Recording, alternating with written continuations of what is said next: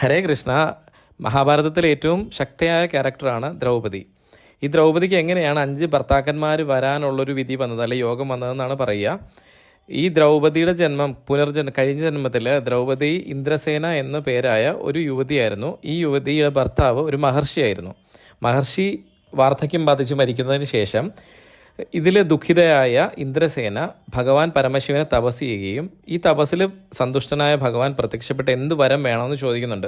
അപ്പോൾ ഈ മഹർഷിയെ പുനർജീവിപ്പിക്കാൻ പറയുമ്പം ഭഗവാൻ പറയുന്നു അത് സാധിക്കില്ല, പകരം വേറെ വരം ചോദിക്കാൻ പറയുന്നു. അപ്പോൾ അടുത്ത ജന്മത്തിൽ എനിക്ക് ധർമ്മിഷ്ഠനും ആയുധങ്ങൾ നല്ല രീതിയിൽ കൈകാര്യം ചെയ്യാൻ പറ്റുന്ന ഒരു യുദ്ധവിപുണനും അതുപോലെ തന്നെ ആരോഗ്യവാനും സുന്ദരനുമായ ഒരു പുരുഷനെ ഭർത്താവായി ലഭിക്കണമെന്ന് പ്രാർത്ഥിക്കുന്നുണ്ട്. അപ്പോൾ ഭഗവാൻ അനുഗ്രഹിച്ച് മറയുന്നുണ്ടെങ്കിലും വരുന്ന ജന്മത്തിൽ ഇത്തരത്തിൽ ഈ 5 ഗുണങ്ങളും കൂടെ ചേർന്ന ഒരു ഭർത്താവിനെ കിട്ടത്തില്ലാത്തത് കൊണ്ട് ഓരോ ഗുണങ്ങളിൽ ഏറ്റവും പ്രബലന്മാരായ 5 ഭർത്താക്കന്മാരെയാണ് ദ്രൗപദിക്ക് കിട്ടുക. ഹരേ കൃഷ്ണ.